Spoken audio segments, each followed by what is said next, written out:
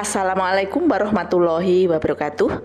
Selamat bertemu kembali dalam pembelajaran geografi kelas 10 bab 4 Bumi sebagai ruang kehidupan pada subbab materi sejarah perkembangan bumi. Pada kesempatan ini kita akan membahas tentang continental drift theory atau teori apungan benua. Pernahkah kalian mengamati peta dunia? Jika diamati dengan cermat, di wilayah tertentu seperti pantai timur Amerika Selatan dan pantai barat Afrika, ternyata mempunyai garis pantai yang sangat cocok satu dengan yang lainnya.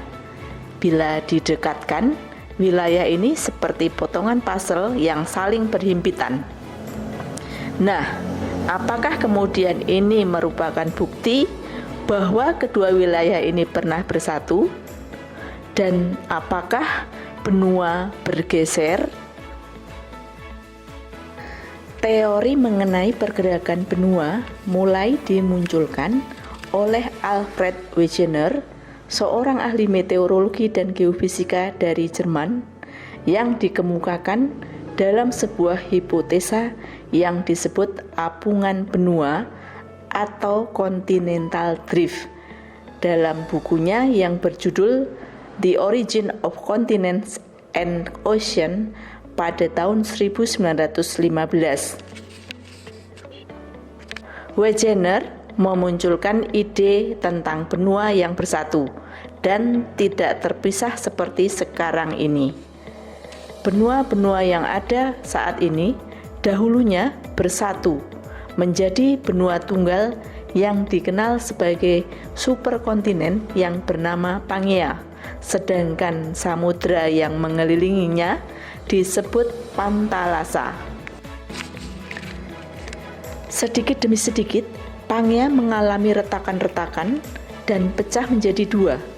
Di sebelah utara dinamakan Laurasia dan di sebelah selatan dinamakan Gondwana.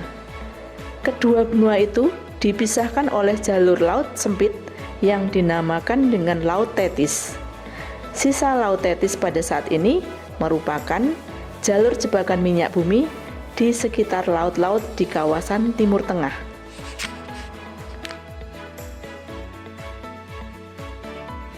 Baik Laurasia maupun Gondwana kemudian terpecah-pecah lagi menjadi daratan yang lebih kecil dan bergerak secara tidak beraturan. Laurasia merupakan cikal bakal benua-benua yang saat ini letaknya di sebelah utara ekuator atau belahan bumi utara, meliputi Eurasia, Amerika Utara, Greenland, dan pulau-pulau kecil di sekitarnya. Adapun Gondwana merupakan cikal bakal benua-benua di belahan bumi selatan, meliputi Amerika Selatan, Afrika, India, Australia, dan Antartika.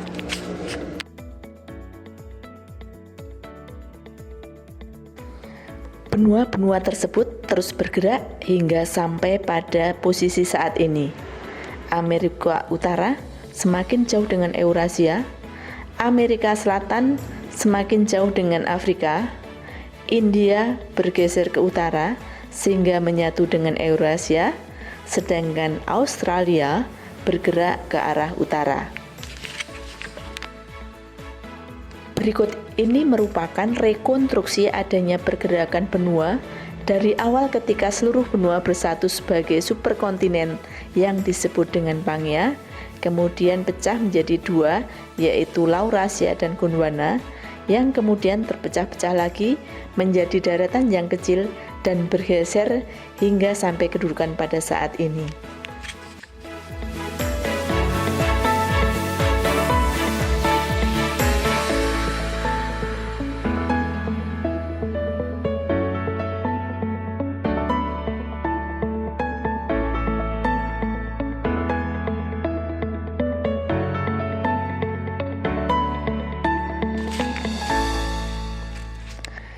Wegener memperkuat hipotesisnya dengan adanya beberapa bukti. 1. Kecocokan atau kesamaan garis pantai. Yang kedua, persebaran fosil. Yang ketiga, kesamaan jenis batuan.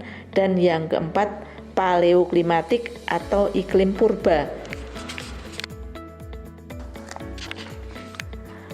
Bukti yang pertama adalah kecocokan atau kesamaan garis pantai.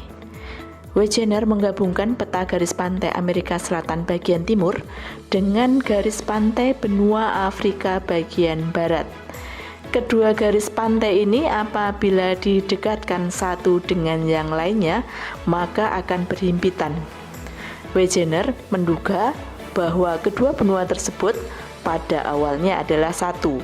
Ini sebagai bukti pertama untuk membuktikan teori apungan benua. Berdasarkan adanya kecocokan bentuk garis pantai inilah, kemudian Wegener mencoba untuk mencocokkan semua benua-benua yang ada di muka bumi.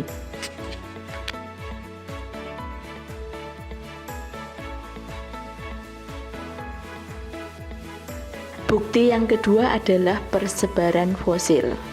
Wegener memperkuat hipotesisnya dengan adanya bukti kesamaan fosil yang ditemukan di berbagai benua. Contohnya adalah fosil Mesosaurus. Fosil Mesosaurus merupakan jenis reptil yang hidup di danau air tawar dan sungai, yang hidup sekitar 260 juta tahun yang lalu. Penyebarannya hanya terdapat di Amerika Selatan bagian timur dan Afrika bagian selatan.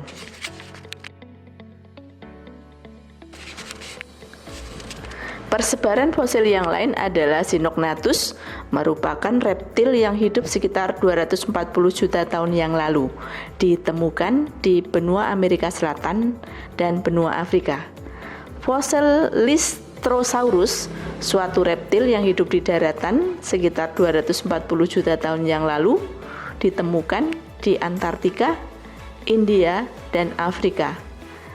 Sedangkan fosil Glossopteris merupakan suatu tanaman yang hidup 260 juta tahun yang lalu, dijumpai di benua Australia, Antartika, India, Afrika, dan Amerika Selatan.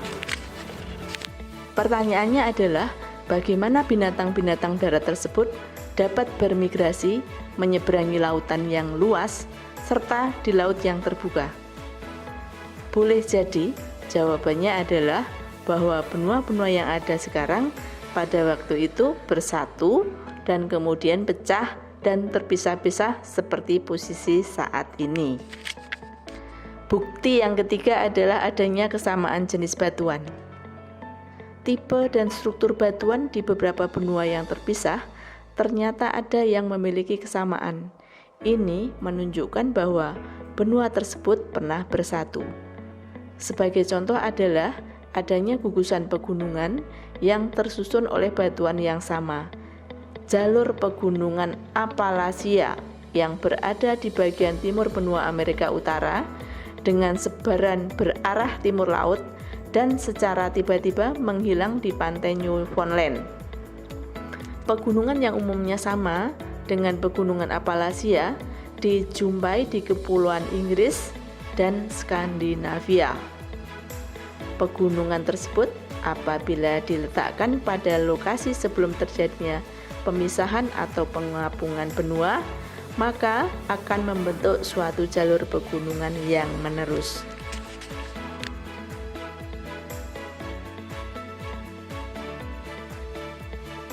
Bukti yang keempat adalah adanya iklim purba atau paleoklimatik.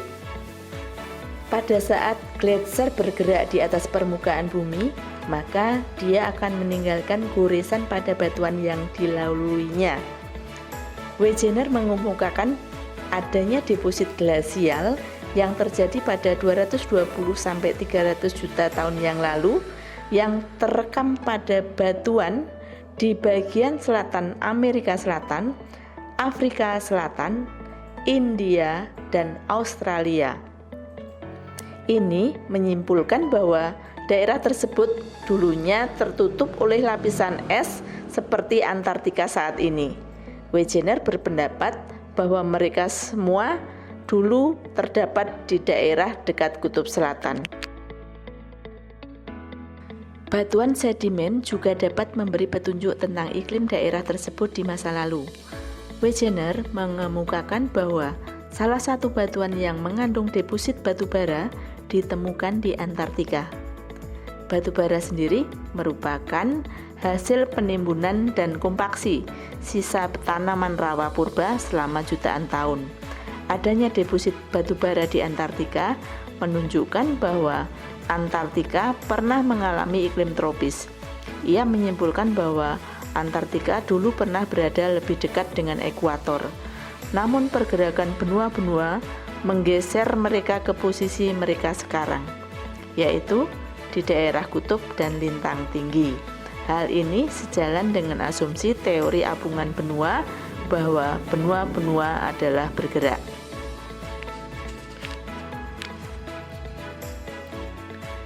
Hari ini kita mengenali Alfred Wegener sebagai perumus teori pengapungan benua yang ternyata terbukti benar. Hipotesisnya baru mendapatkan pengakuan di tahun 1960-an ketika para geologis menemukan bukti pemekaran dasar samudra di tengah Atlantik. Benua-benua itu dahulunya memang pernah menyatu. Demikianlah pembahasan kita tentang teori apungan benua. Semoga dapat menambah pemahaman kita tentang perkembangan bumi. Sampai bertemu pada pembahasan berikutnya. Wassalamualaikum warahmatullahi wabarakatuh.